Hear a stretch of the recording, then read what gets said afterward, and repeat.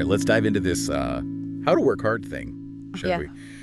You sent over some seriously interesting pieces from that essay, and it's from June 2021, right? That's right. I gotta say, even just glancing at it, it's like it goes way deeper than the usual go, go, go stuff. Right. It's more about, like, finding work you actually, like, care about, Yeah. and figuring out what real work even feels like, and even, like, being honest with yourself when you're just, like, hitting a wall. It's a really fascinating look at that. And I think it's especially relevant, for someone like you who's so clearly driven Right. to learn and Yeah. to achieve things. Yes. And the essay, it asks these big questions like, is there a way to completely skip the hard work part if you're just like brilliant enough? Oh, is there a cheat code? I'd love to know. Right. Yeah. Or how do you know if you're like on the right path? Yeah. Or if you need to totally switch gears? We're going to get into all of that and more. Okay, so let's jump right in. This essay starts by asking that question that's been around forever. Yeah. Can you just skip the hard work part if you're super talented? Like those people who just seem to breeze through everything, No, the essay is very clear that even with all the talent in the world, you can't get around hard work. Right, you got to put in the hours. Yeah. Okay.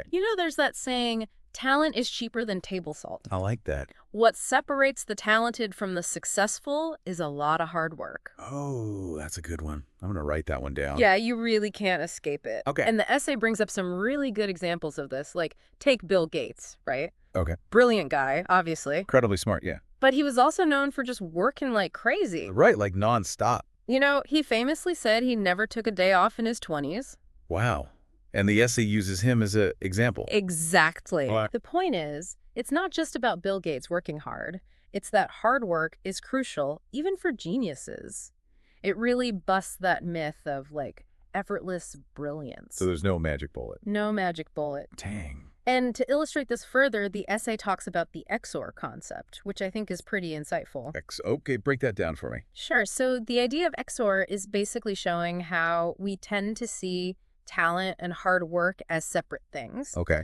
But really, they're super connected. It's not an either situation. Right. It's both working together to create something incredible. You need the talent to, like, see the possibilities, but the hard work is what brings them to life. So it's like two sides of the same coin. Exactly. Two sides of the same coin. And it's not just Bill Gates. The essay also talks about Lionel Messi. Okay, the soccer player. Yeah, arguably one of the greatest soccer players of all time. Oh, absolutely. And even with his natural talent, which is undeniable, all of his youth coaches talk about his dedication and his insane drive to just practice constantly and get better. So even with someone like him at that level, the hard work is still there. Exactly. And that's a big takeaway here. Hard work isn't just putting in the hours, it's approaching your work with a sense of dedication and striving for excellence, constantly. It's like showing up consistently, right? Exactly. Okay, this reminds me of another example from the essay P.G. Woodhouse, the writer. I do, yeah. He's known for like that super witty, effortless writing style.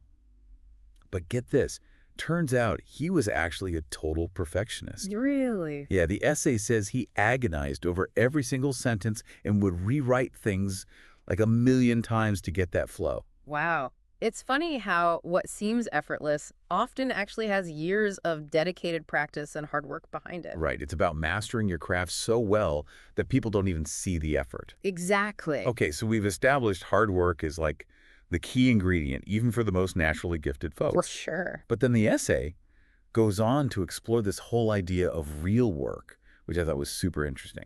Yeah, that's a great part. The author talks about how school can kind of distort subjects and make them seem meaningless compared to what people actually do out in the real world. Right, it's like learning music theory without ever actually playing music. Exactly. You're missing the whole point. You're missing the whole point. And to really drive this home, he uses this like intense comparison, saying real work should feel like writing the Principia Mathematica, even if it's not as groundbreaking, obviously. That's a high bar. I know, right? But there's this like sense of necessity to it. Right. Like you're contributing to something bigger than yourself. Absolutely. So the question becomes, how do you find that feeling of necessity in your work? Yeah. How does what you do connect to like a bigger purpose, something that truly resonates with, your values and what you want to achieve? Yeah, that's a powerful question to consider. It is. And it leads us to another big question the essay asks, which is, How many hours a day should you be working? Oh, yeah. Like, there's this constant pressure to push ourselves to the max, be on all the time. Oh, yeah. But the essay offers a very different perspective on that. Okay, I'm curious. It's not about constantly pushing yourself to your limit. It's more about recognizing your work limit, which is that point where doing more actually makes your work worse. Oh, okay, so there's like a point of diminishing returns. Exactly. Diminishing returns, you start hitting that wall. So it's about finding that sweet spot, Mm. right? Where you're being productive, but not sacrificing the quality of what you're doing. Yes, finding that balance. And the essay emphasizes honesty in figuring out your limit. It's being able to tell when you're slacking off, Right. but also when you're pushing too hard to the point where it backfires. Yeah, it's not about proving anything to anyone, not even yourself. Right. And that can be tough because it's easy to get caught up comparing ourselves to others Oh, totally. or to like this ideal version of ourselves. And then we lose sight of what's actually sustainable. And what actually works. Right. Okay, this reminds me of what the author says about his own experience, which I thought was pretty fascinating. Oh, yeah. What's that? He found that his limit for writing and coding was about 5 hours a day. But when he was running his startup, he could work almost nonstop, at least for a while. Well, that's interesting because it shows how the type of work you're doing and, your own energy levels and focus can all play a role in how much you can effectively work. It's not like a one-size-fits-all thing. Exactly. Not one size fits all. So it's about like tuning in to your own rhythm and being adaptable. But okay, there's another piece here, right? Even if you found work that feels necessary and you're working within your limits, what keeps you going when it gets tough? What keeps that fire burning? That's a fantastic question. And that is precisely where we'll pick up next time. We're going to explore those internal drivers of hard work and how they influence the kind of work we're drawn to. So, we've talked about how important hard work is and what real work even means.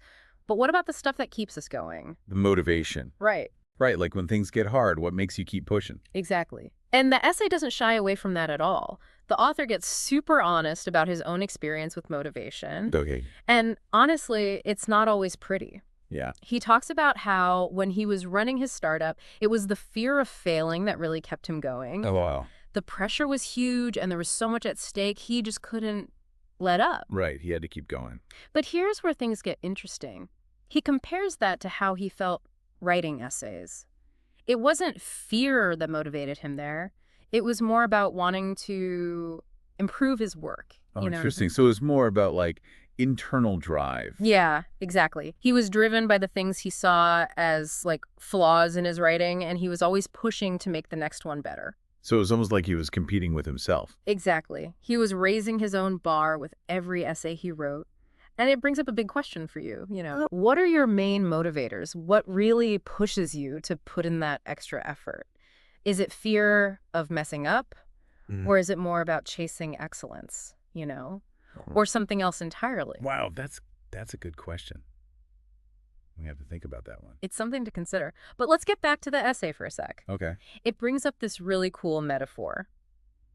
The hard core at the center of a problem. The hardcore. Okay. Yeah, it's like the essay says working hard really means going for that core as much as you can. Okay. It's about taking on the hardest, most essential parts of a problem, even if it feels kind of scary or risky. So it's not just about working hard, it's about working hard on the right things. Exactly. The things that really matter. And the essay goes even further with this idea. It connects it to like the big question of how we spend our lives. Oh, wow. Okay. The author suggests that those big, ambitious goals, the ones that could really change things, those are usually the hardest to achieve. Right. They're the ones that really push you. But they're the ones that are worth it. Because they're the most meaningful. Exactly. It's that challenge that makes them so valuable. It's like climbing a mountain. Yeah, It gets tougher the higher you go, but the view from the top is amazing, right? It's worth all that effort. that's a perfect analogy. So, the challenge for you is finding that hardcore in your own work, in your own field. Okay, yeah. Are you going for it? Or are you maybe getting caught up in the easier things around the edges? Stuff that feels less scary, but might not be as important in the long run. That's a good question. Yeah, It's easy to get sidetracked sometimes. for sure. And that actually leads us to another big topic the essay brings up, one that I think a lot of us struggle with, knowing when to move on. Oh, yeah. We've talked about how important it is to work hard, but sometimes even when you give it your all, things just don't go the way you hoped. Yeah. Sometimes it just doesn't work out. Exactly. And as hard as it can be, sometimes the best thing to do is to just switch gears, to put your energy into something new. But how do you know when to stick with something and when to call it quits? That feels so tough, especially when you've already put so much time and energy into it. Absolutely. And the essay gets that. It's a tough call, especially because, defining what good enough even means can be really hard, Yeah. especially when you're doing something brand new. Right, you're kind of in uncharted territory. Exactly. So how do you make that decision? What are some signs that maybe it's time to consider a change? That's what I want to know. Well, the author gives a piece of advice that I found really helpful. He says that being interested is often the best sign. If you're genuinely fascinated by something, even if it's super challenging, you're more likely to stick with it and create work that feels meaningful to you. So it's about that sweet spot where your passion and your skills come together, right? Right. The work itself motivates you, even when it's hard. Exactly. And that comes back to being honest with yourself and knowing yourself well. Are you truly interested in what you're doing? Or are you maybe chasing after things like money or recognition, external validation? Yeah, it's easy to fall into that trap. It's Mm. hard to figure out what you really want to be doing versus what you think you should be doing. It's a real challenge. But, the essay gives us some great tools to help us figure that out. And that's actually what we're going to dive into next. How to use those tools to, check your progress and course correct when you need to. It feels like we've really been digging into what it means to work hard, like beyond just putting in the time, right? Yeah, definitely. We've talked about finding that work that lights you up, working within those limits and, taking on those hardcore challenges. Right. But running through all of this is this idea of being honest with yourself. Yeah, absolutely. The essay makes it clear that being really self-aware, like brutally honest with yourself, is at the heart of working hard. Right. It's about being real about why you do what you do, Yeah. what you're good at, where you struggle, and, being honest about how you're progressing. And let's be real, that can be tough. It can be. It's like we're always trying to find that balance between pushing ourselves and being honest about like when we need to make a change.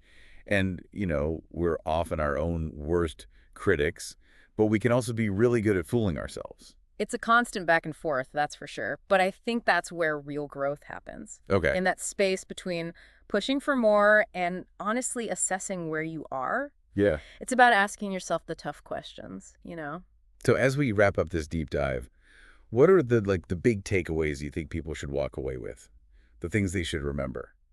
Okay, well, I think the first one is that working hard isn't just about how many hours you put in. It's about finding that work that feels necessary, like it matters, and that you genuinely enjoy doing. It's about spotting those hardcore challenges in your field and actually going after them, even if they seem kind of intimidating. And letting go of that idea that some people just like coast through life without breaking a sweat. Exactly, like we talked about with Bill Gates, Lionel Messi, P.G. Woodhouse. Right. Even the most talented people put in a ton of work.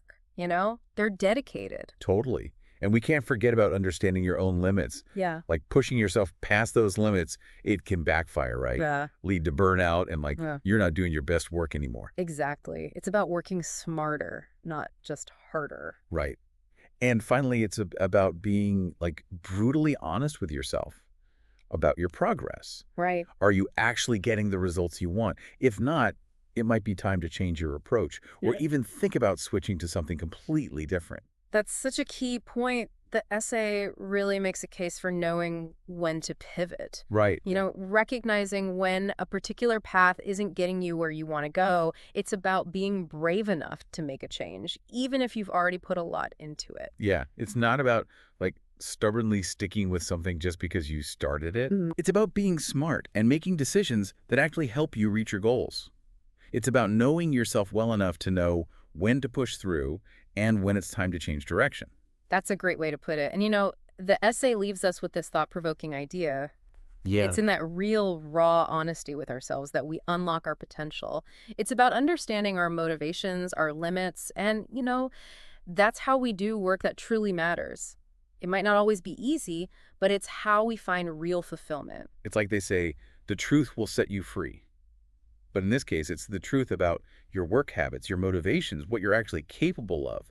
That's what's going to lead you to success and feeling fulfilled. So well said. It's not about just going through the motions. It's Right. about making conscious choices and putting in the effort where it truly counts. This deep dive has been a real eye-opener. It's Yeah. taken this idea of working hard to a whole new level, so much more than just putting in the hours. Exactly. It's about aligning your effort with your passion, your skills, and your values.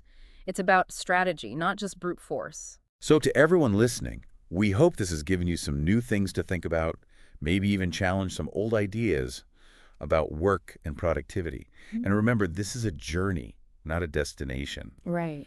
And the best way to travel is with honesty, self-awareness, and, a good dose of that passion we were talking about. And don't forget that hardcore spirit, that willingness to face those challenges that make you grow. Right, the challenges that help you create something truly meaningful. Exactly. Until next time, keep exploring, keep pushing those boundaries, and keep striving for work that makes a difference.